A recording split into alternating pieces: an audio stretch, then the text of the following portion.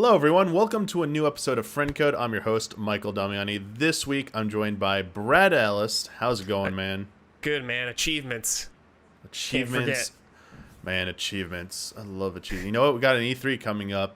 Yeah? Maybe this is the year. Achievements. But I doubt it. I don't think it's going to happen. Too.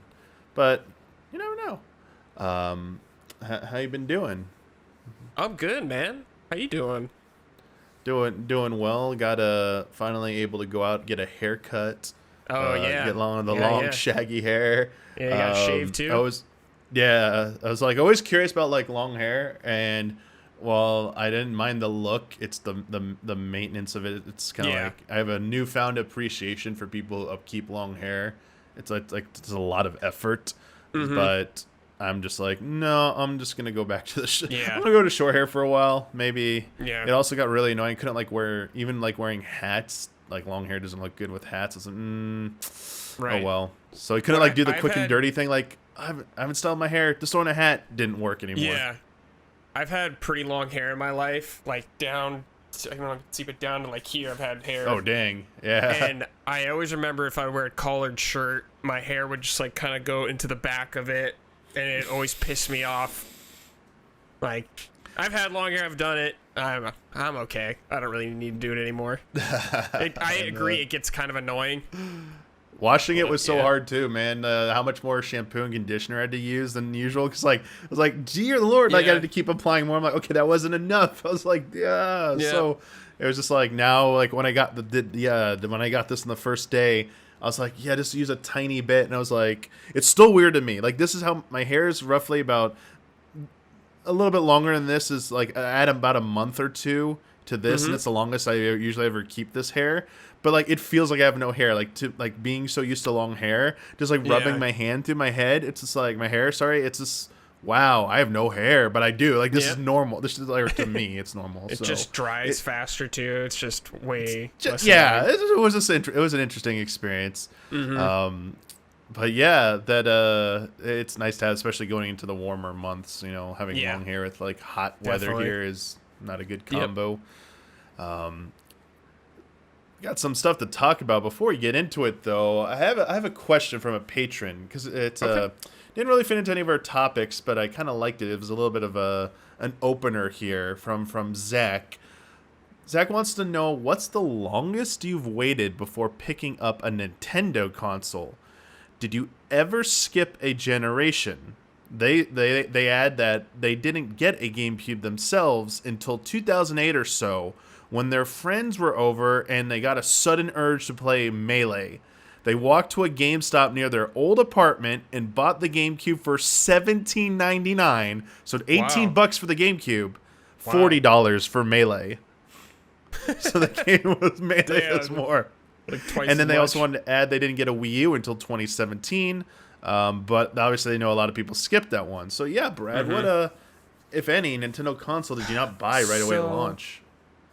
Well, when I was really young, like the NES, the SNES, and like I don't know when we got those in their lifespan, because I just don't remember. I think the NES was obviously out before I was born, I'm pretty sure. So I got that later. As for the SNES, I remember, so the SNES came with a Link to the Past packed in. Nice. So I don't know how many years after that was or whatever, but it had been out. And I think for the N64, honestly, it came out and I didn't even know it was out, because at that age I wasn't really reading anything, you know. The only time I'd be exposed to game stuff is like if I saw it in a store, a commercial, or a friend. I got the N64, I think, and not at launch, but it was like kind of close. I think like in do you know what month it came out in? So it came out in November of 2001. I think I got it in like December, maybe. Something around like there. A lot of people got it a little 2001? later. Oh, sorry, N64. I thought about GameCube. Yeah, GameCube. Because I was going to say, because GameCube, because Melee came out in December. Right, I know a lot of people who got GameCube. Sorry, N64 came out in 1996. It came out in September of 1996 here in the U.S. Yeah, I remember getting it not when it came out, but relatively close when there was still, you know, like the the launch lineup, I think I got. Well, you can tell me if this was a launch game. I got Mario, and I think I got Shadows of the Empire. I'm not Shadows sure of if the that Empire was like a game. December release, I Okay, think. so I got it like around then when Shadows of the Empire was out. It But might still have been a relatively launch, close. but it was one. I didn't get it till I think maybe December, and also it was Yeah. one of those super expensive third-party games at the time. I remember was it? that. Like it was Shit, like man. $100 or something. Oh my where I god! was- Did yeah, my it dad was- pay that much? Oh my So god! when Dad, the people why? are like $70 games, I was like, man, I remember seeing the price. I don't know if that's what my parents paid for it, but the reason Right. I was like weary about asking for it because I saw it was $99.99 at like the EB Games or Games Boutique, whatever it was, by us before it came Yeah. GameStop. So it was $99.99 there, and then a few years earlier, Donkey Kong Country 2 for Super Nintendo was Oh, shit. $79.99 Damn, at Babbage's, and I was like, "What?" Because my mom Wow. gave me like $80 I'd done like chores for. Like I did some babysitting. I think I did not lawn mowing. I never mowed lawns, but I did like babysitting for like friends for like a few months or whatever. And like, Sure. oh yeah, I kept all your money and stuff. So you have like 87 something. And I remember going in there and not having enough, going to my mom and asking, "Can I have $10 more, please?" And she's like, "What?" And I was like, well, I think because we drove all the way to the mall to get this. She was like, all right, Right. I'll just give you the $10. And when I came back, I only gave her like 97 cents change or something. Oh. And she was like pretty mad, not me, but like Damn. why the game cost so much money. And she was like, "You're Damn, not man. like we're not doing this again. Like you can't get games. These are too expensive." And I was like, Yeah, like shit. you can't spend this much money on the game." And I was like, "All right." But like I got so much out of that. I was like, Donkey Kong Country Yeah, 2. man. It was worth it. Yeah. So I got that, and for the GameCube, I think it came out around my birthday, which is mid-May. I think. Did it? Or maybe I Wait, got it you for, mean like, that's I when you got it? Because it was November. No, It's November okay, so it must 2001. have been like an early Christmas present then, something like that. Gotcha. Because I remember I got it for like a gift for me for one of these events, something like that. I got GameCube, I think the day it came out, pretty sure. I got Luigi's Mansion. I did not get Star Wars, I should have, but I got Luigi's Mansion, which is still fun. But I beat that game real Rogue Leader, fast, and I was sorry. like, oh, it's Yeah. it's over. So I got that day one. The Wii, I obviously got day one because of Twilight Princess, and it was the earliest way to get it here because the GameCube one didn't come out till later for us. Mm-hmm. So I got that day one. The Wii U, I did not get day one, but I got it pretty close. I remember like Okay. not being super hyped for it at the time. There was just nothing really speaking to me on that launch Yeah. lineup. Like it was, Mario, the 2D Mario games, the new Super Mario Brothers or whatever, and like I don't even fucking remember what was the Wii, the Nintendo pack-in one? What was that called again? Nintendo Land. Oh, Nintendo Land, yeah. Yeah. And I I got had no that, and it was interest like, in that. yeah, whatever. But otherwise, I've gotten all of them day one. So essentially, when I could Okay. afford to buy them myself. Sounds pretty similar. Yeah, I think Christmas presents were most of the time I got a console and games. Mhm. The first one I remember getting at launch or near launch was GameCube. Yeah. That was like the first one. It was only because I think my parents saw how my other brother wanted a PS2 and how those were like ridiculous to get at launch. Right. The original Yeah. PS2s. So she saw how annoying it was to go through that. So I think my parents just decided to get me the GameCube early and just give it Oh, to me. that's funny. Versus like wait, because you're gonna wait to get this for a while.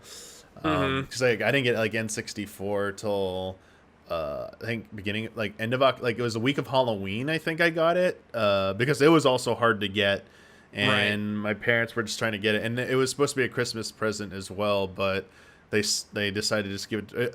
The thing my parents always dangled for me to get these things was grades. As long as I got good grades and got certain scores on my report card, they would reward me with stuff like this. Cool. And as soon as you don't get it, they take it away. They're like, oh, you like for this report card period, you now don't get we're taking away your Super Nintendo. You can't play this anymore. You're taking away your N64. You don't get to play this for like the 6 weeks or whatever until you get your new report card or whatever. So that's how it worked in my household. Yeah. Crazy. Yeah. I knew a lot of people that are like that. It wasn't really like that for me in my household. But I don't know. I played a lot of games, but I also I was outside all the time, I guess, at that age too. My parents were never to me like, you know, you gotta go outside or whatever, rarely, because I was outside all the time. But I don't know, maybe taking my stuff away would have been a good idea. Maybe, I don't know. But did you have a parent that you like went to specifically about game stuff? You know, like, for example, I would go to my dad more because my dad was more willing to get games for me and stuff. I'm trying to remember. Like, the truth is, I think both my parents really weren't thrilled about video games, and you know, it was always like a reward system for, they saw it like an easy way, like, oh, this is how he'll like study more, or this is how he'll do this. Like, looking at it now as an adult, it's like, okay, they clearly were like, oh god, this is like the easiest thing ever, thank you for like, thankfully we saw the potential of video games. It was actually my grandma on my mom's side who would be the one who'd want to buy me games. She was the one who originally bought us our first Nintendo and NES and bought us the first games, because she knew like other kids, like her friends' families were buying their grandkids it, and they all loved it. So she bought us that. So actually, every time she'd visit, she'd bring a new game with her, basically, which is like twice a year she'd visit, or for Christmas she'd visit. That's sweet though. So it was mainly her who got like the early days, and then my dad would sometimes go on a business trip, and I remember once or twice he, like, out of the years he would always like travel when we were little, he'd bring back a game once or twice, and it was like, I don't even remember what the games were, so it probably wasn't anything like memorable, but yeah, like my grandma was the one who bought me like Zelda, like both like the original one and A Link to the Past. She got me that one. So I'd have to wait for games. I remember like the early years all the way through maybe the start of N64. I just get games at random freaking times. I think Donkey Kong Country 2 was the first game I got at release. Like, as I was telling you about, like, I remember that one. But otherwise, not really. Like, I remember this is a mean story, but I forget why now. My dad got so angry at me for doing something when I was a kid. That one time he took my Zelda 2 copy and like smashed it on the ground. Really? Oh shit. But it was on carpet, so I don't think he thought it was gonna break. So he just like tossed it down because he was so angry at me or whatever. And he tossed it down and it like shattered. Oh no. I was like, okay, it's a Zelda 2. At the time. Like, that game sucks. I was like, I didn't tell him that. I acted all sad. I was like, that one sucked. So just don't throw another one. That's a good one. Yeah, don't throw another one, Dad. That's really funny. Speaking of, like, my dad, who I brought up earlier, went to bat for me a lot of game stuff. I want to show you something that he recently dug out of our garage that I completely forgot about. And you might... So it's a Link action figure. Yes. I think this is from Ocarina of Time era or something like that. We can see. Yep. Because I remember, right there. So the Target by us growing up is where I got my gold cartridge of Ocarina of Time. Oh, nice. And I think they had like a figure set. It came with like Link, Ganon, or Ganondorf, and Zelda, and it would it had like a thing in there so you could get the gold cartridge. So my dad bought those 3 figures. I think I have those somewhere, but he like went above and beyond to get me that gold cart and stuff. Because, you know, I think I was like in 5th or I was probably 6th grade, I think, at the time. So, you know, you can't drive. You depend on your parents for a lot of that stuff. Yeah, besides the Ocarina of Time and the Donkey Kong story, all my games were around like Christmas, pretty much. I think the nicest surprise was, like, I did remember one more, and this was my mom doing it when The Wizard came out back in '89 as a little kid, seeing that, because we got Nintendo in '89-90, I think, is when we got ours for the family. Saw The Wizard. And I remember going nuts at the Mario Brothers 3 because, you know, again, no internet, nothing. Like, this is like one of the rare few years, you know, that I'm like old enough to know stuff, and also like there's no internet just yet. It's still a few years away. And I have no idea there's Super Mario Bros. 3 exists. I even know it's already been announced and been out in Japan for like months. So it's like, no, it's what like today it'd be like, what are you talking about? So go nuts, and my mom sees how crazy I go in the theater about like losing my mind. Like, wait, there's a Mario Brothers 3, and like I was like, when is it coming out and stuff? But it like literally came out in the U.S. around that movie, and I just didn't know because Nintendo Power hadn't like announced the release date or whatever yet. Maybe it did and I just forgot. But I remember coming home from school one day shortly after that movie aired, and my mom said there's a gift for you on the counter, and like, oh really? And I see the cartridge for Super Mario Brothers 3, and I'm like, how did you? That was like the coolest thing ever. It's like, how did you get this? And like That's just awesome. ran upstairs, and I was like, this is the coolest thing ever and That's stuff. so And I was cool, like, yeah, I was like, oh man, this is like, I had no idea this was coming. I was so happy. But other like usually Christmas, like, it was like holidays is when you got games, and that was it. Like I got maybe for my birthday I'd get one game, and in Christmas we get like maybe one or like I think we got like 2 games each if we asked for them. That and sounds like what it was like for me. that was like it. And so it was like in those 2 games would be like all year. So it's like first Christmas, you played. I got like Super Mario World and F-Zero. Played those games nonstop till I think the next game I got was A Link to the Past. And I was like, played those games not like that. Yeah, that's how it always was. Like 2 or 3 games a year, and that's all I was playing. Lots of rentals though for me. I had lots of rentals at least. Didn't get games a ton. I didn't have nearly as many as I do as I got older. But yeah, my dad would always take me to rent stuff. Rentals were a good thing for me because Blockbuster at the time rented consoles. That's how I was able to play PlayStation. Yeah. So obviously we had a Super Nintendo, and when we got an N64, and parents like, you're not getting like a second console. It's like basically like when like our parents tell you about like a second TV, like the Back to the Future joke. It's like no one has 2 TVs. Like no one had like 2 consoles like at a time back then. Yeah. So it's like you're not getting. There's no way you can afford a PlayStation. Like get out of here. So Blockbuster would rent it. It was great. So I remember playing a bunch of PlayStation 1 games because of being able to rent it from Blockbuster. But even then, it was a big deal because you needed the parents had to do a security deposit on a card. I do remember that. They were always scared about that because they're like, oh, kids console, it's gonna break. We're gonna have to pay for it. But it was like so nice when we got it. Yeah, it was sweet. But I did mention I did mention about Donkey Kong Country 2 being a big deal for me when it came out. Yeah. Which is interesting because Donkey Kong rumors are abound once again in the news. And basically we had some reports come out this week from several sources. I think the most recently was there was DK Vine, DK fan site chimed in. Nintendo Life, I think, was the most recent one.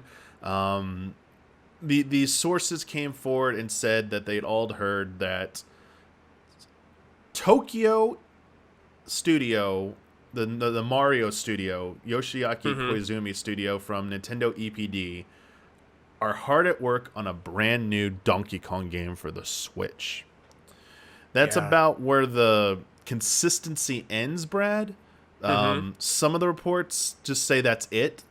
Some of them get a little bit more specific and say that not only it's going to be 2D, like the YouTuber Lonely Goomba stated that their source told them that this was coming. I think they might have been the first one to break the story.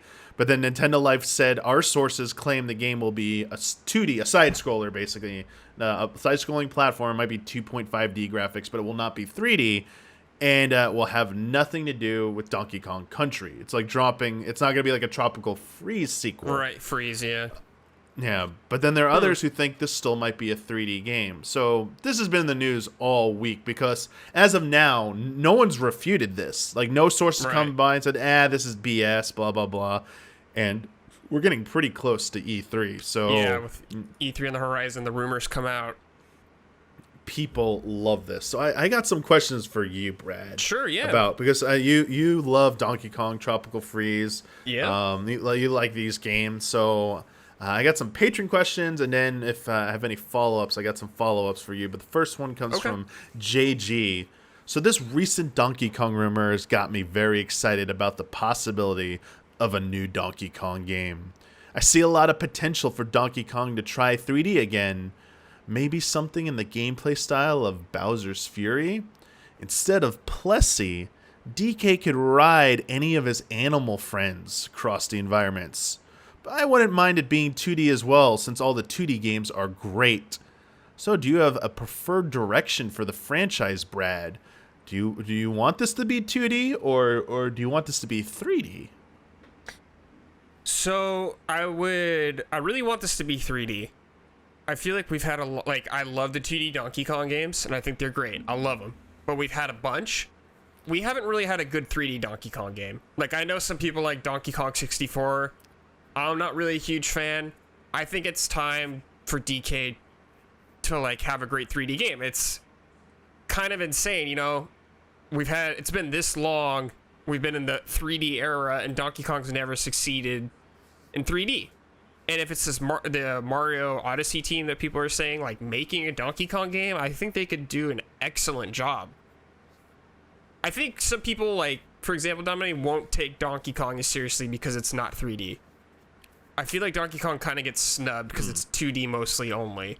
Some people, like, we love Donkey Kong. We love Donkey Kong, but a lot of people don't see Donkey Kong as up there with Mario or, like, Zelda and stuff like that.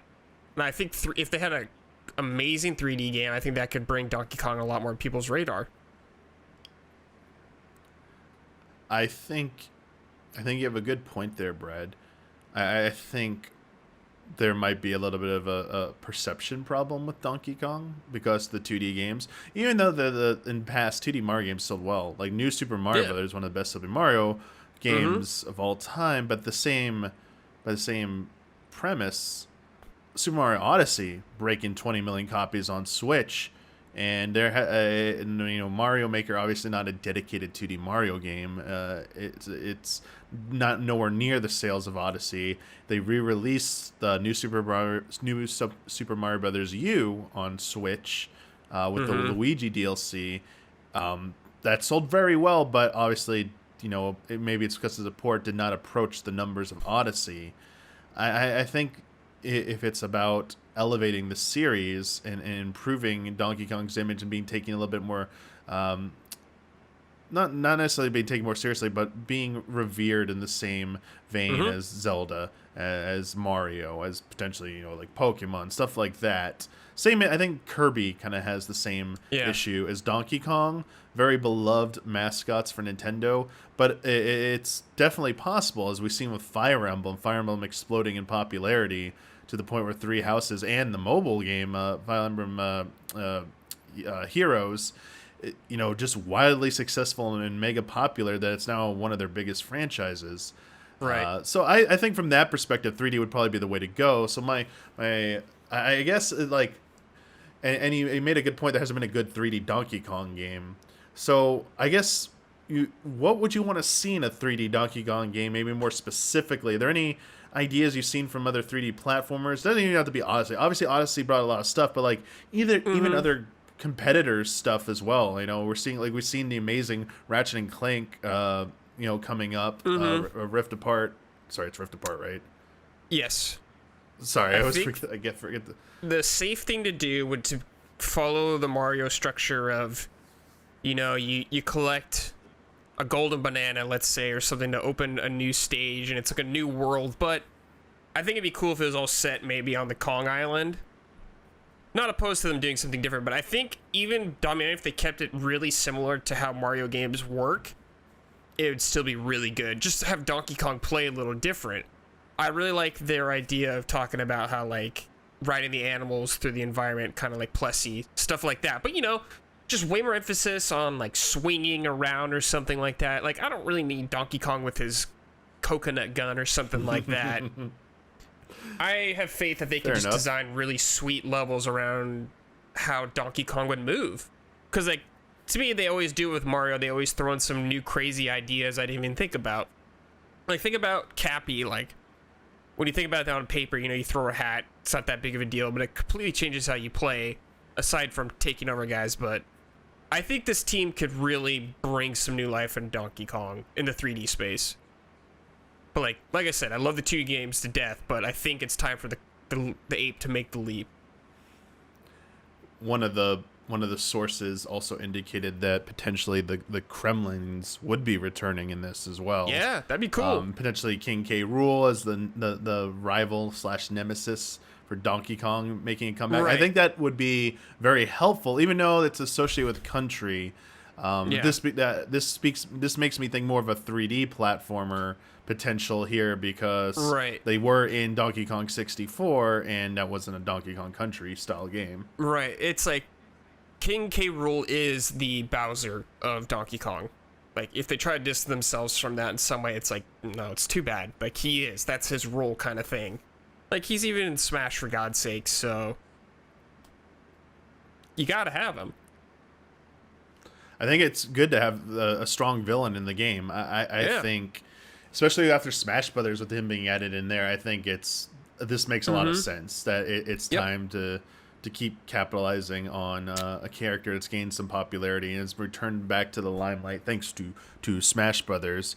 But man, yeah, like 3D, like the 3D elements they could do, I think just allow for so much creativity. Even like literally just doing Odyssey level stuff of like switching between 2D and 3D. Because the classic Mario levels, you could do like classic Donkey Kong stuff with the barrels going around the level or something like that. Yeah. Or even you can make it like Donkey Kong Country style graphics for the 2D instead. So it's okay. They can do so a lot. They have, there's some pretty cool stuff. They don't have to reinvent the wheel on the presentation and like how they lay out the levels, because I'm confident they could just make an incredible platformer. It doesn't need to be the most like insane thing where I've never seen these kind of ideas before. Like, even if it's just like Mario Odyssey almost 2.0, just with Donkey Kong, I think it'd still be really great. One thing I don't want them to do, though, is that 64 does that I don't like, is there's way too many playable characters. Okay, I was going to ask you about that, about the potential of the different characters. Maybe you got room for, like, one or two. Maybe. Okay. Maybe Donkey Kong and maybe Diddy. Maybe Dixie. I don't know. I do worry about them, like, switching off the Kongs too much, and it's suffering from that. But I don't know. Maybe they could totally surprise me. I was thinking maybe 3, Donkey, Diddy, and Trixie in there. So, or Dixie, sorry. Dixie, yeah. Sorry, Trixie Hobbit. Yeah.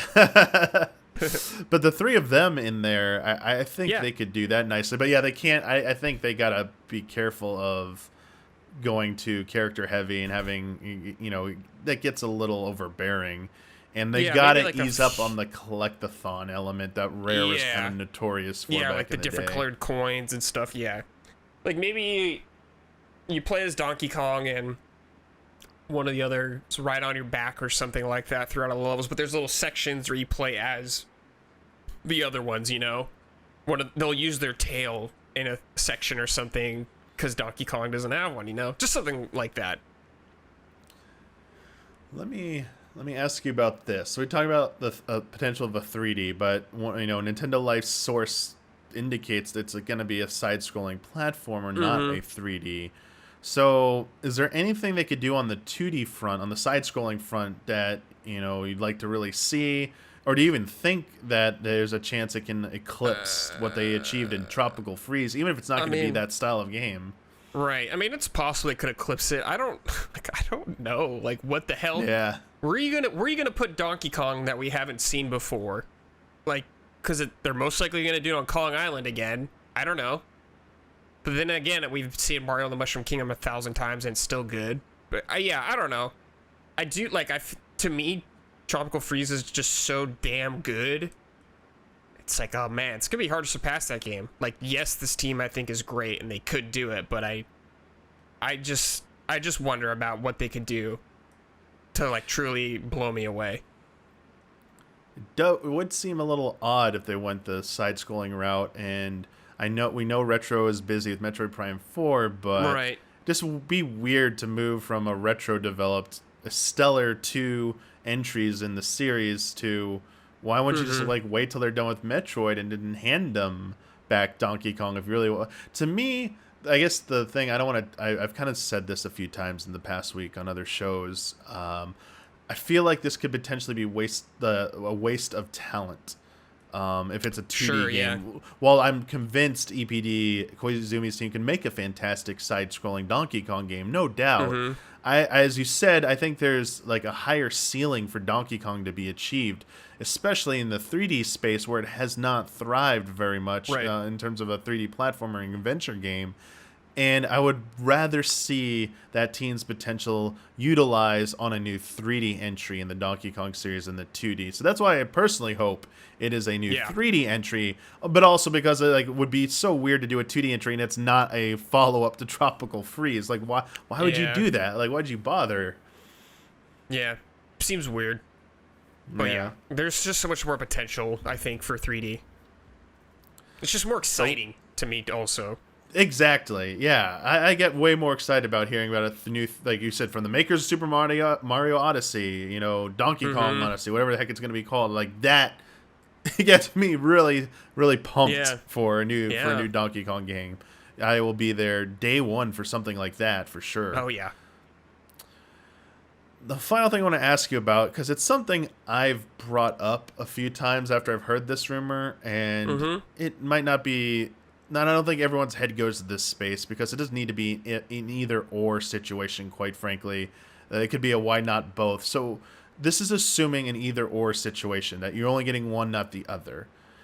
If this rumor turns out to be true, that the Odyssey team is working on a Donkey Kong game one way or the other, does that in any way make you feel... How does that make you feel about potentially a new Mario game, knowing that probably means... there isn't a new... This is the either or part. There's probably not a new Mario game coming anytime soon. Like, there is no Odyssey follow-up, despite there being no DLC for that game, or there will be no 3D Mario game until this game is out and they finish development on this. Does that bum you out at all, or do you feel anything about that? Yeah, it bums me out because I really like Odyssey and I really, really love 3D Mario games. And if we just don't get another Mario, like... that's happened before, we've gone plenty of generations where we get one 3D Mario game or something like that. And it sucks because I think they're so good.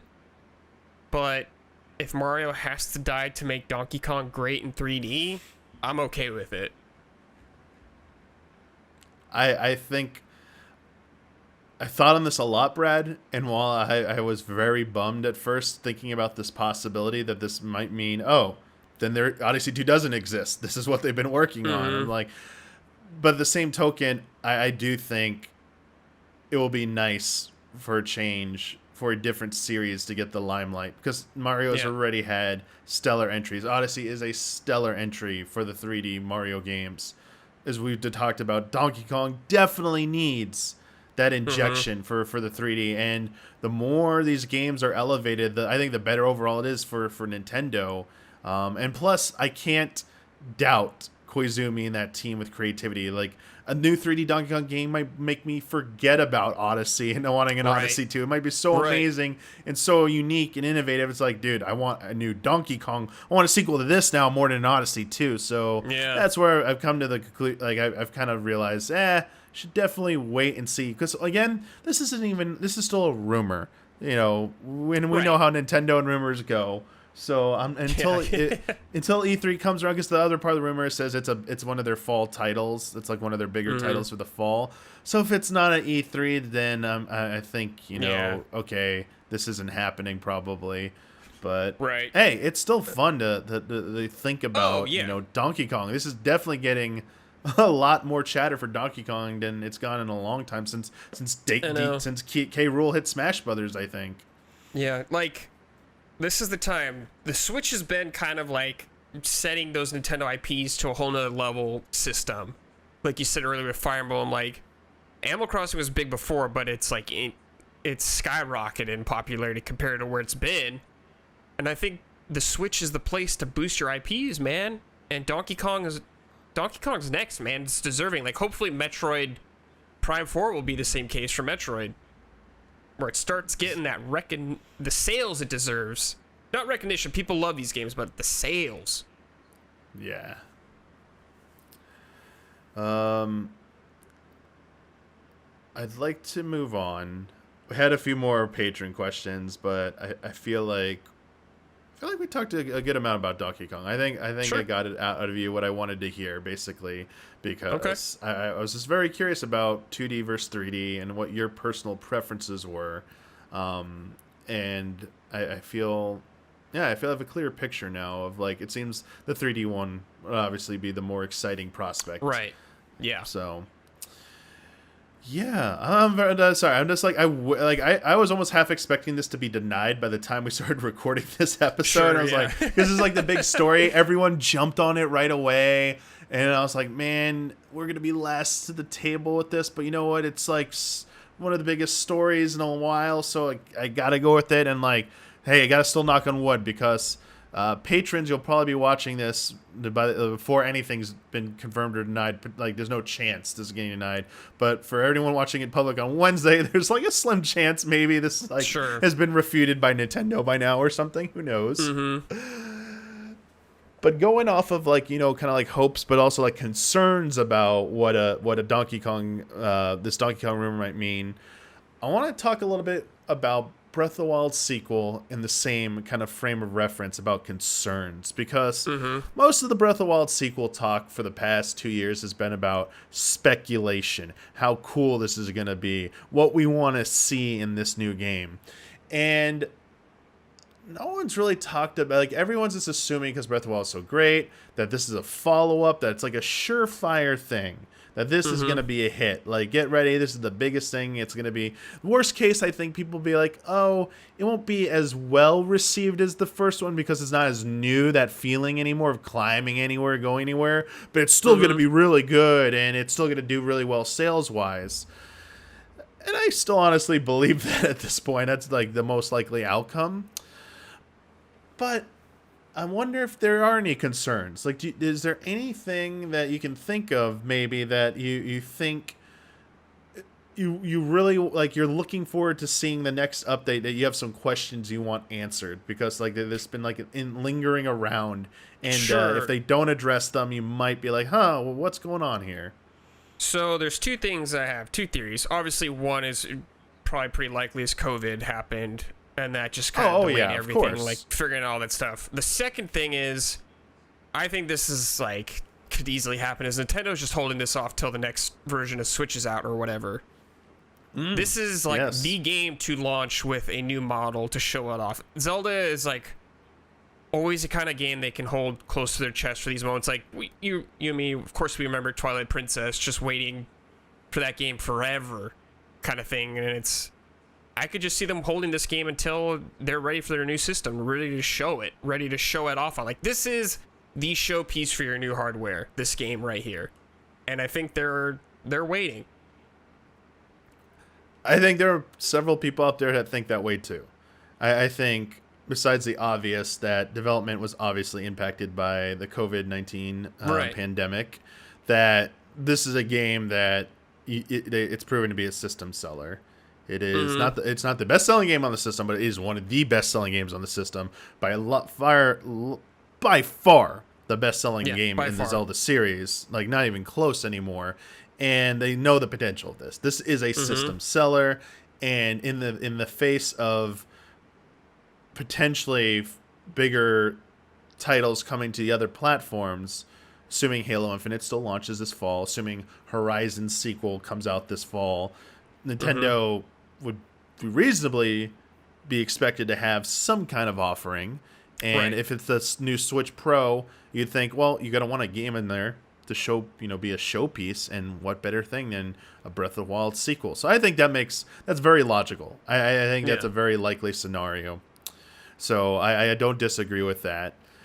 Well, because think about it, if the Mario team's working on Donkey Kong, like Donkey Kong could come out for that. That could be their big game also, but a lot of their IP like that are up to bat, kind of like their turn in line. Like Metroid has a strong following for sure, but it's nowhere near the kind of success that some of Nintendo's other IPs have had in sales. So I don't know if Metroid's necessarily the big title for mainstream appeal. Like, obviously it could do really well, but I don't think it'll do as well as a Zelda game. And Zelda, it's time, man. It's been a long time. When did we see that? We saw it like 2 years ago almost or something like that. E3 the teaser trailer. Yep. Yeah, it's been a long time. So it'll be 2 years. So I think that's the thing. The hit. The 2 points there. The one about like what game could possibly serve as like the big release for the fall, plus also be like a system mover for Switch Pro. Obviously, as you said, like Zelda probably makes the most compelling case. Like even if Metroid Prime 4 was somehow ready to go and they kept it under wraps somehow magically, and it was launching this fall, Breath of the Wild sequel would definitely do better. Like and everything, as you said, Donkey Kong. No matter what they do with Donkey Kong, it will not have the potential to be as big as probably Breath of the Wild 2. I don't think that's very likely. Even a Xenoblade Chronicles 3, because they're just like nowhere near. That like there's a lot of like rumblings about that game is further along and it could be ready to be unveiled very soon. And then there's what about Pokemon Legends Arceus, which was unveiled earlier this year, and that obviously looks like it needs a Switch Pro. I think, but that's not 100% Nintendo's own game because of the Pokemon company's involvement. So that's not their own project. They don't have full say over that. So like Zelda does make a lot of sense in that regard. So I could see that, being like one of the stronger cases for that. But I would counter saying there is something even bigger. They could just like put out like they could have been working on Mario Kart 9, and it could also be like a technical showpiece as well, Damiani. like for like speed and graphic fidelity. That's possible, but I think more likely it's Breath of the Wild. So yeah, Mario Kart's like is the biggest bomb they could drop for sure. Like that will sell the most out of everything probably. Yeah. I think that's the only stronger thing they could put out besides Breath of the Wild sequel, to move both the individual software units and also move the new hardware and existing hardware units and keep that record pace that they're shooting for, because they revised their goal. They're looking for 30 million units in this fiscal year. So they got to have a lot of big things coming out this year to incentivize people to pick up more. Like, people don't have a Switch to get a Switch, and then maybe even people who have one to start double dipping on that Switch Pro for that upgrade. So I think they got some ambitious stuff. Nintendo's not stupid. They know Microsoft and Sony have new consoles and everything. They gotta keep fighting. They can't just rest their laurels because they're doing so good right now. They gotta keep going. So the concern thing, the point about the concern that I wanted to bring up. So I don't know if I'm being irrational here, and it's not like this is not a big fear. It's just something I think about because sometimes I just like start thinking about everything and anything. Here's the thing, I will concede I might be underestimating the impact of COVID-19 on Breath of the Wild. I don't know how much that could have wrecked and displaced the staff and how their rhythm was for working, because this is a massive project, obviously. So I don't know how feasible it was with work from home conditions. So that being said, that's almost about a year of time that could have been lost potentially. So that could change what I'm about to say, if that's true. If they actually lost an entire year and not just part of a year. The most ambitious Legend of Zelda game before Breath of the Wild was Ocarina of Time, because it was the transition from 2D to 3D. Development of that began simultaneously along with the development of Super Mario 64, along with Mario Kart 64. That was roughly towards the end of 1994. According to Super Mario 64's development history, September some date of 94 was when Mario 64's development began in earnest.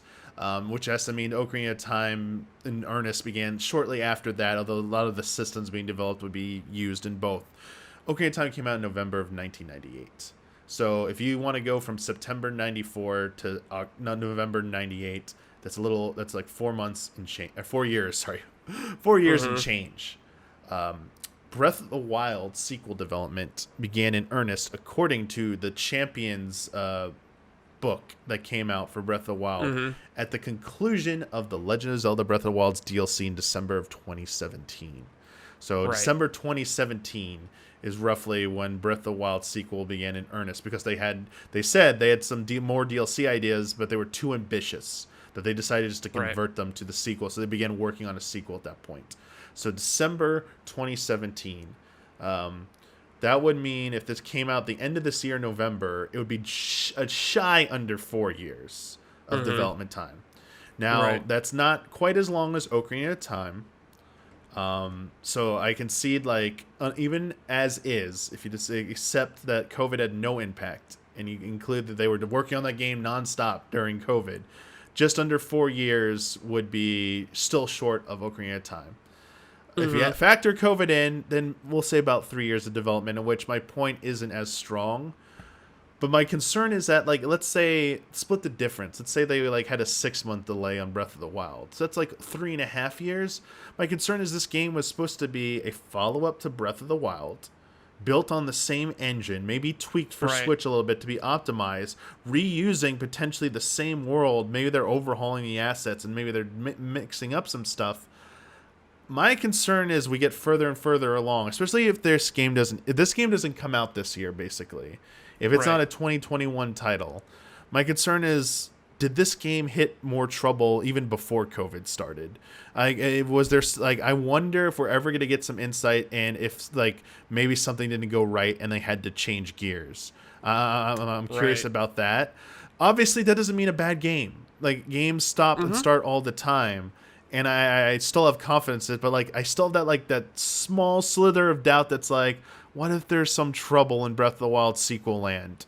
Like, what if they keep saying we're going to get another update shortly? You expect to hear it at see something about it at E3, right?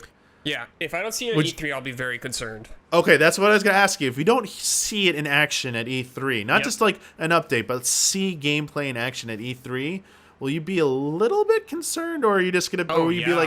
Or you'd be like, no, take all the time you want. It's going to be fine. Like, no concerns whatsoever. I want the game, obviously, to come out when it's ready, but I would still be concerned about what's going on with that game. When I think about what we saw for Breath of the Wild 2, its reveal, is, I don't know, I think back to what we first learned about with Skyward Sword, and it was just a fucking piece of concept art kind of thing, you know? Yeah. I was like, this is, like, way more than I'm used to getting for, like, a Zelda kind of tease reveal thing. And it's just been so long, especially because the aspect dominant. I can't help but think this, and it's a little unfair, of course, is like, I think about Ocarina of Time and Majora's Mask. Like, the development time between those two games. And obviously, I was expecting them to reuse a lot of assets from Breath of the Wild again. You know, like how Majora's Mask is, you know, you see, like, the same fucking character models that were in Ocarina of Time. They just changed the story for it to make sense. I was expecting like that. I wonder, Damiani, if they definitely went more ambitious than they could handle, because their expectations are set so high now. Maybe Nintendo's like, okay, we got like, obviously they take their time with Zelda, and it's always been an important franchise to them, but now they're like, Zelda's the most popular it's ever been. Like, it's sold more than any other Zelda. We gotta really nail this kind of thing. And I do worry about them maybe getting too ambitious and stuff, and it just not working out. But yeah. Yeah, your line of thinking is, like, what dominates my thoughts pretty much. That like, it's gonna be fine. Like, they're just being more ambitious with this. They're not settling just for a plain old sequel. They still want to dazzle us. They want to wow us. And even Majora's Mask, which came out 2 years later, the director AJ Aonuma, a longtime series producer, like, had almost a heart attack at that request from Shigeru Miyamoto, saying, even with reusing assets, it's like, they called it, you know, it was like, you know, the pressure that made the diamond, basically, like that they were forced to make tough choices. But you could read between the lines, and not even reading between the lines. It's like they stated outright they were expecting to have more development time. So going from an Ocarina of Time to Majora's Mask, they were expecting more than 2 years, potentially like 3 years or more of development. So maybe a direct sequel isn't even as reusing assets isn't even as easy as we think it is, because we're not game developers. We don't really know. Yeah, this is the thing. Like, the rational side's like, don't stop worrying. There's, like, besides COVID, like, there's all these other reasons that, like, like, this is taking so long, and it's probably still coming out this year. Like, don't worry. Even, like, remember what was in the headlines? Microsoft even thought Breath of the Wild was coming out last fall when they were convinced of that. So maybe you're right. Maybe it is perfectly fine. It's a near completion, if not done. But they're holding on to it because they want to launch it alongside that Switch Pro, and like maybe that's why they can't show it off at all, because they don't want to show something off that clearly is not running on OG Switch hardware. And you're like wait a second, that looks a little too good. What's going on here? Yeah, like I truly believe that's the case, is they're just kind of holding it back for now. But I mean, there is always the possibility that things aren't going right, and that's never a good sign usually. I will also say, Brad, if things weren't going well, they've been so candid lately. I think there would have been a video, like with the Metroid video. Apologizing. They clearly said that. They've done this before for other things as well, where they've said like, unfortunately, it won't. Like they did 1 year. They said like, I think they said like was it Skyward Sword wasn't going to be at like that or Breath of the Wild wasn't going to be at E3 or something, because like we're so busy, it's going to skip this E3. And obviously with Metroid Prime, they're like, you're probably expecting an update this, but like we've got a lot of work because we're retooling this game. We probably would have heard something. I think they would have come out and just been like, hey, listen, we hit a snag, and like this is what like we had to like start over on this part. We would have heard something, I feel like. So I default to the side that things are going well. Yeah. Do you remember what Anuma said about it when he revealed Skyward Sword HD? Do you remember like his exact wording? Oh, he said you're probably expecting an update, but like you're gonna have to wait a little bit longer. Basically, he said we will have an update for you later. And I think he said development is going smoothly. They didn't indicate anything was going wrong. It was pretty much just cool. We're basically like, hey, yeah, it's still being worked on. We know you want to see it. Just wait a little bit longer, which probably means, as he said, they probably would rather save it for E3, where it's a bigger announcement. As you said, they probably want to show it running on Switch Pro if it's going to be on Switch Pro. And even if it's not, Nintendo has been a fan of these kind of like shorter lead times from like big blowout to game release. Which is like cool. But like, I thought that about a lot of their games throughout the Switch's life cycle. But we saw Breath of the Wild so long ago now. Comparison where I'm like, oh, what's happening, guys? I think that's what stings, is that we saw that trailer. It looked so far along, at least. Yeah. Or like conceptually, there were so many cool things it was teasing, and we all expected 2020. Oh man, we're gonna see more of 2020, and then COVID just. I think it's mostly just COVID. Yeah. But yeah, hopefully we'll see it at E3. If we don't see it at E3, I don't know where they would show it anywhere else if it's going to come out this year. I can only speculate that they have a big anniversary event like they did for the Mario, where Mario had like its own direct, and that happened a little bit later. So but it just would be so weird, because by E3 the only thing left to come out is obviously Mario Golf will be out a week later, but we're kind of already starting to get the blowout for that. With previews and new trailers, and then Skyward Sword HD the month after, but July. that's a port.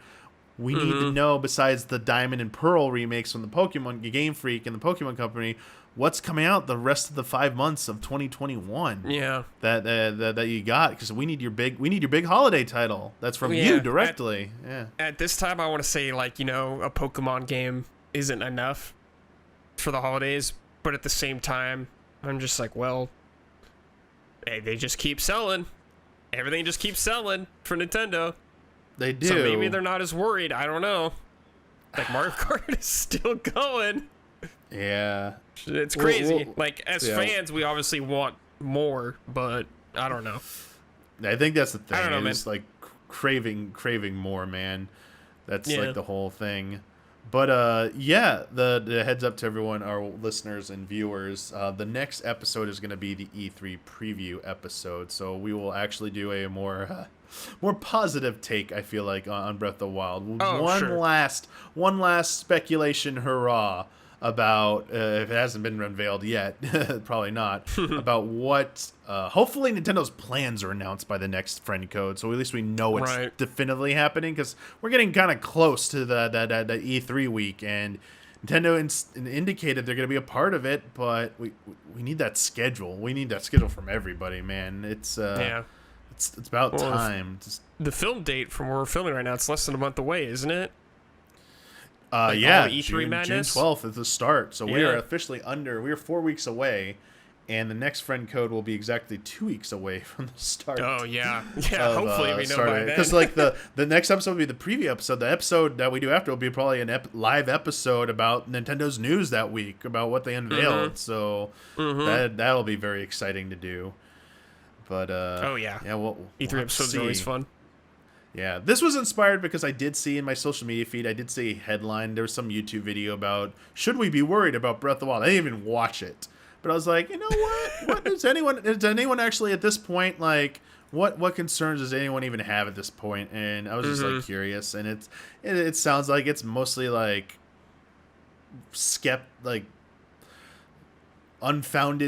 roughly unfounded skepticism is like the best case. It's like it's a wait and see. Like it still has the benefit of the doubt at this point. Right. Like there's nothing really, no red flags just yet for sure. But yeah, like we said, after E3, maybe some red flags then. Yeah, maybe then. We're going to be right back with Brad in just a few minutes. But first, we're going to switch over. I'm going to be joined by Brandon. Brandon is going to share his impressions and thoughts on that new Mario Golf trailer that just dropped. Brandon is stoked to hear about it. And Brandon said he's got notes about it. So we're going to go over those in just a moment here, and then we'll be back with Brad in just a few minutes. All right, so we're back with Jones now, changing gears here because Nintendo just out of nowhere dropped us a nice 5-minute long Mario Golf Super Rush overview trailer. Those were two separate emotional moments. One where you told me there was a new trailer. You're like, do you want to talk about it? And I was like, new trailer? What? I didn't know it existed. And then the other jolt where I checked and I was like, 5+ minutes. Let's dive in. And I was nervous around the 1 minute mark where I was like, I know all this stuff. Like, this is just Mario. They're like, I'm like, yeah, the new HUD stuff is great, but it doesn't really seem mind blowing. But there's a lot new fun things going on here. It was neat to see more chaotic courses. I'm looking at like lava courses and stuff now. I have things I'm excited about. I have things I'm nervous about. I don't know. Where should I begin? Yeah, the first minute didn't bother me too much because I actually liked how they've showed the visuals for the shots curving, how your shot meter will actually. I like that instead of just like aim here and now hope your shot's gonna like hook or slice, and the visual representation I think is so simple, but for someone like me, it's gonna help. Also showing on the shot meter the pin distance. So like I don't know if you noticed, we could see the pin like about a third of the way up, 2/3 of the way up some of those shot meters. So you're trying to aim, like if you want to hit right before the hole, you aim right below. I was like, yeah, this is so nice. I was like, there's a nice little like shade, a gradient at the top of the hit meter too that shows when you're aiming like it's gonna land and then go a little bit, because that's the mistake. A lot of people think that line, they put it right on the hole and then it bounces on the hole, but then goes flying off the green.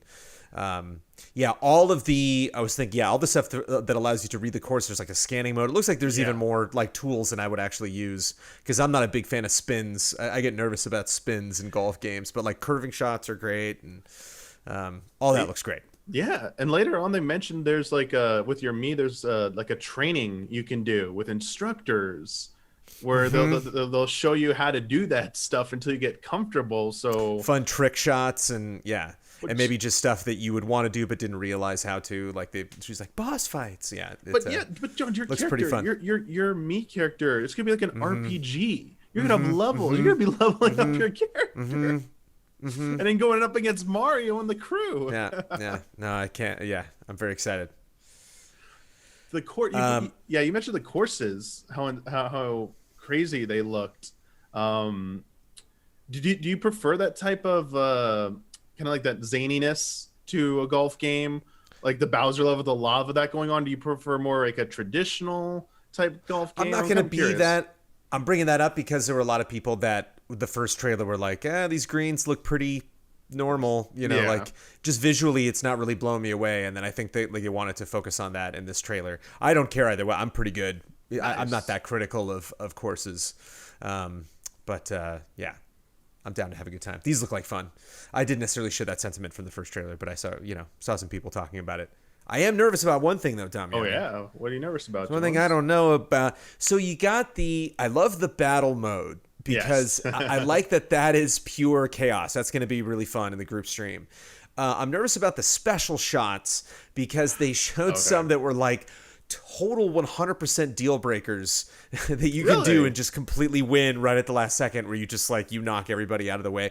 And I wonder if that's going to be, I like the speed element to the chaos, but there still is an element of strategy, because it's like, how much effort and time do you want to put into lining up a shot versus how much time do you want to, you know, save by running over and just getting a new shot. And you're like, I just need to shoot in that direction, it doesn't matter. Or like, no, I really need to be precise.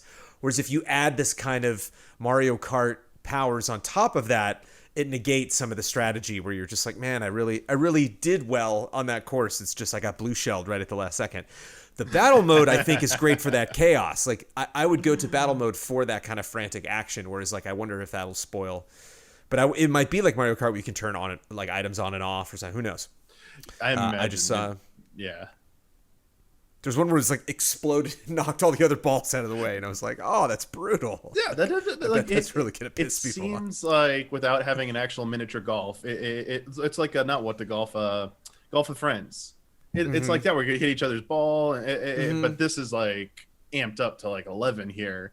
I think it's gonna work kind of like Mario Kart, honestly. If you're falling a little bit behind, they're gonna give you, because I saw Luigi use like an ice flower to start, skating on ice, which wasn't his. I don't think that was his special shot. So I think you're gonna get like so just power pick ups that through the up. course, because Yeah. they said you could build up your stamina by getting hearts. So I think there's going to be more to the grading than simply who's the first in the hole. Also, I wonder if there's going to be some kind of like, oh, you knocked over more people and stuff on your way there, even though you finished a little bit behind. But as you said, customization, that we don't know those options yet. There might be a way to like, I really don't like these cheap, like, special shots. Let's turn them off. I mean, oh wait, yeah. I imagine there being something like that freezes everybody, so we have to wait 5 seconds before we can hit, and like you're just spamming that like while we're playing, and we're just like, Damiani, come on, like we can't, like none of us can move or do anything, and just like like setting up putts. But at the same time, of course, this is extremely silly and goofy, and it's not to be a simulated golf game at all. But looks extremely playful otherwise, and the whole vibe of it. And it looks like, not only because I've always just been satisfied getting good scores on every courses, but again, you add like the RPG elements to it. This like not, I don't want to call it story mode, but like this other training focused thing with challenges and stuff. It's like, oh, I'm probably going to put more time into this than I maybe have in other previous golf games. I'm trying to think the last one. It's been a while. The trailers makes this look so fun, honestly. Like I like all the characters have different stats that you can check. All the core characters. Like there's a shot where Charging Chuck is using a gust of wind or a thermal vent to like go up to a higher platform. Like there's like multiple branching paths in the golf course. You have to know the courses. So you have to know not only like obviously you would know the courses in a golf game, but like you have to know like how to get around, and just like there are dangerous, places to shoot your golf ball just to try to like get a shortcut, there's going to be dangerous places to run. Like everyone's going to be bottlenecked, and it's like, oh no, it's like I'm just going to take the safe route and run through this whole forest. I don't see anybody over there. It's going to be so weird, and it's surprising nobody's ever done something silly like this. I'm proud of Nintendo for adding this completely nonsense mode. Motion controls, hell no, I'm not messing with that at all. But at least the rush, they're offering them, and it even changes the perspective, so it looks like you're controlling the character directly, like it's mimicking your movement. So they're going back to that Wii Sports vibe a little bit. So for those who are nostalgic for Wii Sports, Wii Golf, then they get a little bit of that taste again. Hopefully online's good. That's what I was gonna ask about. Like, I'm actually happy out of the gate. The trailer says we're gonna have online play. You're gonna be able to play with your friends, and like they're showing it, and they're done. Like I'm happy. It's not another trailer, but the game is doubling down on that, because we had that missed opportunity with Super Mario Party, which just finally got online. Mario Kart Online's been hit or miss. Smash is online. Maybe this one. I think golf might lend itself to be like maybe the best setting for an online. Their infrastructure might support it the best, but even if it doesn't, at least giving it to people at the start, let them try it out. Don't withhold it. I think that would be a big oversight for a game like this. It shows me they're going all in, honestly. You know, Yeah. Nintendo, I think they care about this. But Jones, I gotta ask you. I know we talked about the leveling system, but your Mii character just walking around like country club lands, and then like the story mode. Like how are like is that the most exciting part of this game? And then like did this trailer kind of sell you a little bit more on that story mode, or no? Personally, yeah, it's tough because it's like the vibe we're gonna have on group stream or the vibe I'm gonna have playing multiplayer with people is totally different from the vibe, yeah, that I'm gonna have just like, oh, okay, let me just go over the putting green, practice a little bit, and just like, oh, I need to knock this thing out through that window, okay, like that. Yeah, cozy, as Michael Huber would say. That definitely looks like a chill place, like to hang out. Same thing with Golf Story. Same thing with, I think the Game Boy Advance version had like a decent story mode, or I remember there was Golf? some Game Boy Advance. Yeah, there's some Game Boy Advance golf game that had a lot of story elements to it. Maybe that's what it is. I remember there was one where like, yeah, you were definitely like Pokemon style, just like walking around, going to each of these buildings and talking to different golfers and stuff.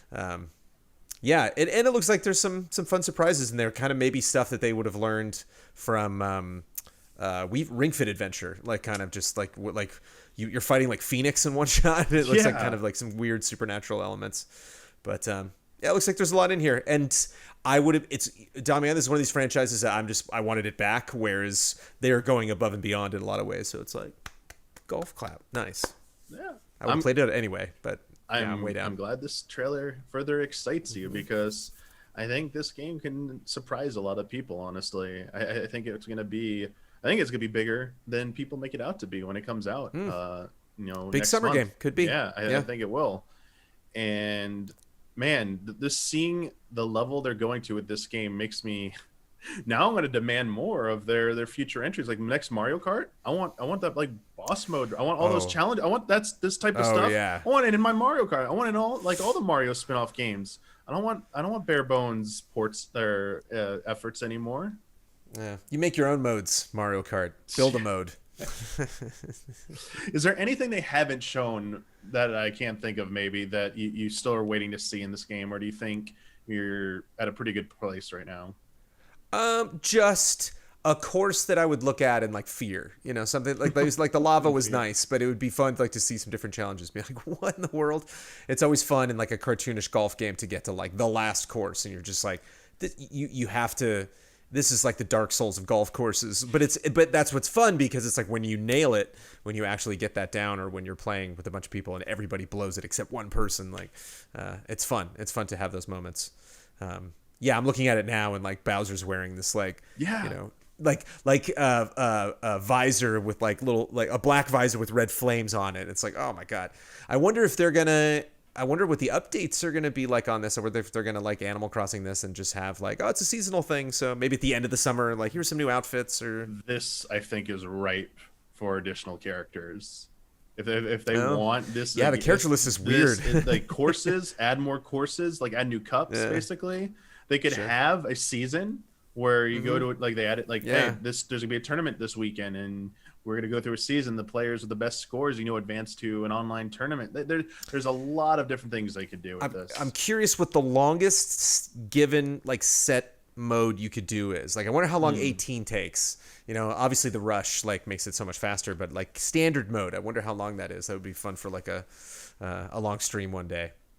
You and me on a Saturday, mano a mano. Man, that makes me hope super rush. They could do like stuff where you could do trick shots. Like I go to a course, I do a really impressive shot, I send it to you, and like I challenge you to do this shot, either in like just complete it, or you got to do it within 5 chances, like 5 strokes or something like that.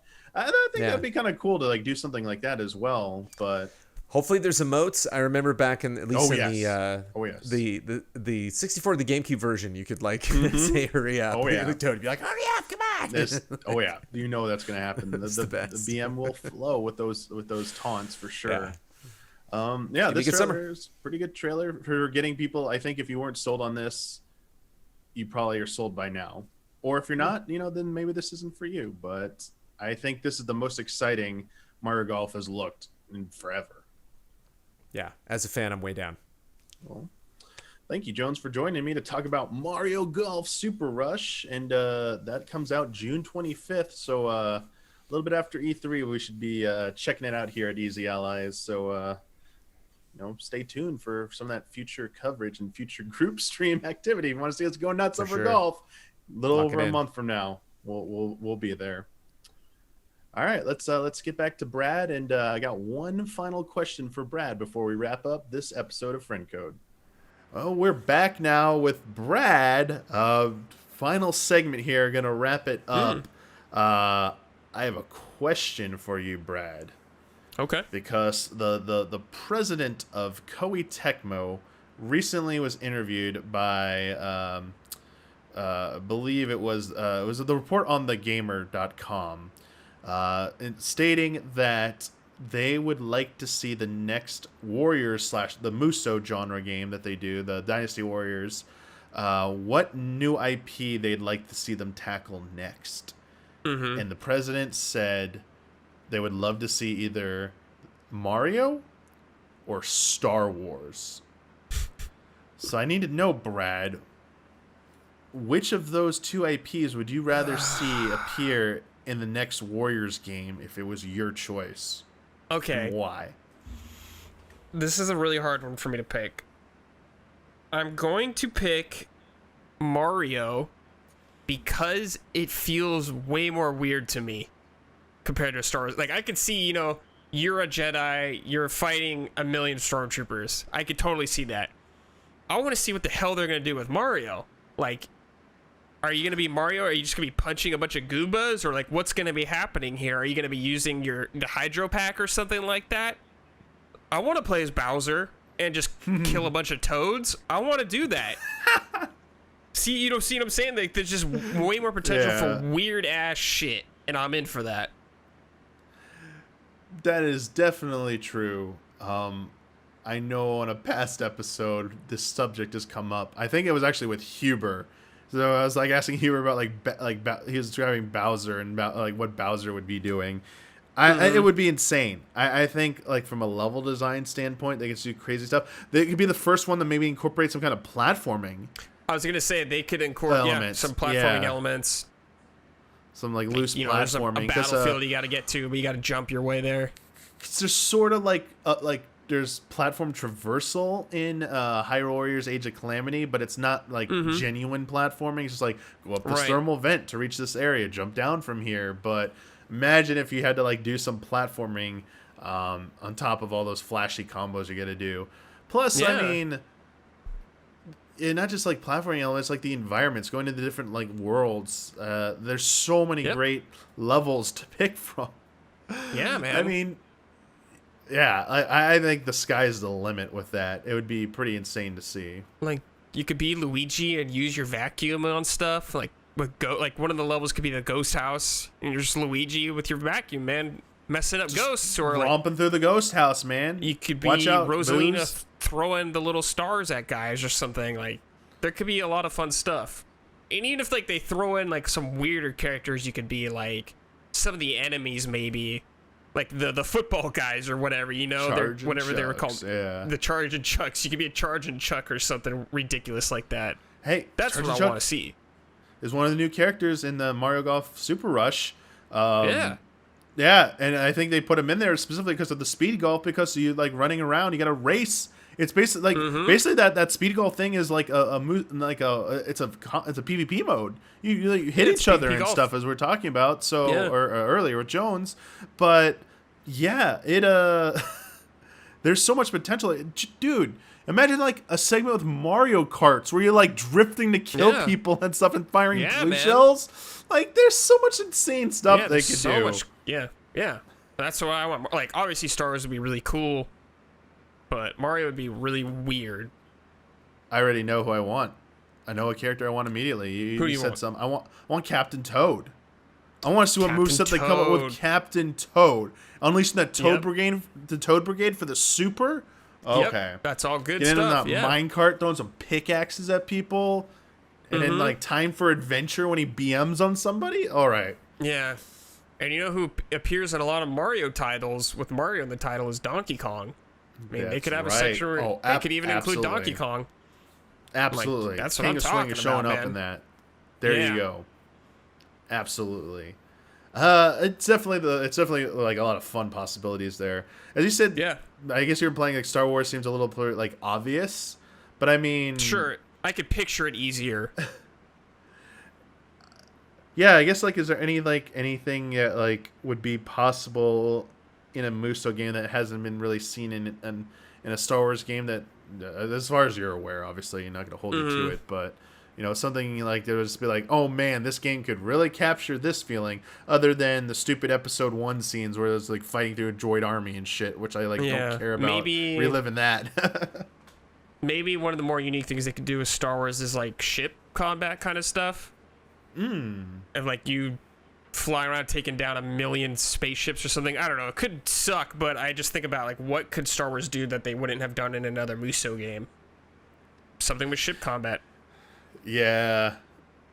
It is, yeah. I think for the nature of some of the best Star Wars games, you've kind of gotten that satisfaction of like, especially being a Jedi with a lightsaber. Like we've done that before. We've had some pretty good lightsaber battles. Mario, I would personally pick Mario as well, honestly, for my choice. One IP it has come up in the past about what IPs would be great for a Musou game. I will still insist. I'd love to see a Final Fantasy Musou game. I'm still waiting for that one. Yeah. I'm surprised. Like, I wish the guy would have great. said Final Fantasy. I was like, please say Final Fantasy. Oh, okay. Star Wars, Mario, not so bad. Yeah, I think that'd be sick too. Like, Dude, just like these beloved characters people want to play as. you know what I Weird want? RPG elements they can incorporate with the Musou. I want a giant battlefield. I want Sephiroth to use Supernova on that battlefield. Yeah, I want to see the whole battlefield engulfed. And just like it one shots everything. 10,000 kills in one thing. It says 10,000 or something like that. It's like something insane. And all like It's the just weird like, you win Final the Fantasy level. monsters you could fight. It'd be great. Oh man, yes. They like show up in the middle of the. Oh yeah. See, this. I like the crazier. The crazier the combination, the better it is when it comes to the Warrior strength, series. man. It's just crazy shit. The only thing I think of is like with Hyrule Warriors and Persona 5 Strikers, they went more for like an authentic feel with like a more focus on story and presentation. You think like maybe they could like tell like a Star Wars story like the Mandalorians or Bad Batch, like something like that, where it's like a more focused Star Wars experience. Yeah, but I think people would be disappointed if you can't be like Darth Vader or Darth Maul chopping down dudes. People want that. Obviously, they could have like a story focus, but have those characters just separate as their own thing. But yeah, Star Wars, the canon, I feel like you have to follow a little more closely with Mario. Like, what is the canon? There is nothing. Oh man, that story would be so fun too. Yeah. Imagine if they finished it up with like a real world stage at the end, like they go back to Brooklyn, New York, or something. Like man. And they got plumbers. They're like fighting. Yeah, dude. Fighting in the city. Oh man, Yeah. It's New Donk City. Oh yeah. Oh yeah. Yeah. Man, I hope this game gets announced now. Now I want a Mario Musou game. Yeah, maybe with Breath of Hyrule Warriors and Fire Emblem being successful, maybe. That is true. They did say they weren't going to dwell. Hyrule Warriors wasn't going to become like a series of it on its own. Right. That they would probably be moving on from Hyrule Warriors after Age of Calamity. So that next crossover one, they sell pretty well with Nintendo. So that Mario one, please make it happen, Nintendo. I will be there day one for that. Yeah, man. Day one. Well, I think that is all I got for this episode of Friend Code. Thank you very much for joining me, Brad. Talk about thanks for having future me. of Donkey Kong, Hell Breath yeah. of the Wild concerns, and their dreams of a Mario Musou game, man. Hell You yeah. can tell the excitement is in the air for E3. Thank you to all of our patrons who submitted questions for this episode of Friend Code. If you'd like to submit questions for consideration for an episode of Friend Code, you need to be a $5 and up patron. As a $5 and up patron, you're also part of our early access tier, where you get episodes of our podcast and some of our shows a little bit early before they go up. So thank you to everyone for supporting us that way. We got some shout outs for the month of May 2021. Shout outs to Elthanis, Greg the Dark Knight Kettering, Caleb Togi Crawford, Edsgar, Soma Spider, So What, Esdokel, and Nick. Shout out. Thank you so much. Thank you. Yeah, thank you so much. And yeah, thanks again, Brad. Always a pleasure. Sure, my pleasure. And special thanks to Jones for making a last-minute appearance to talk about that new Mario Golf trailer. Sure, he. I told him about it, and then he went nuts. He's like, he goes, wait, there's a new Mario Golf trailer? And he watched, like, 5 minutes later, oh, I got notes. I'm like, okay, because it's like how long the trailer is. He goes, I got notes. I was like, all right, let's do this. So thank you, Jones, for joining us. But yeah, next episode, gotta do some prep work, man. That E3 preview episode. Anything and everything I think will possibly be a Nintendo E3 or for Nintendo on third parties is gonna be in that episode. So I'll try and get a few of the allies on to join for that one. This is gonna be a big one. But yeah, I'm excited. I'm finally excited because E3 with big announcements. It's like, yes. Oh, almost back to some semblance of normal. So excited. Yeah, like I just know it. We're gonna see that Breath of the Wild 2 trailer. We're gonna see like that gameplay. We're gonna see like probably another game. Like we totally didn't expect. Like I'm just excited, man. It's gonna be great. But yeah, until next time, everybody. May the way of the hero lead to the Triforce.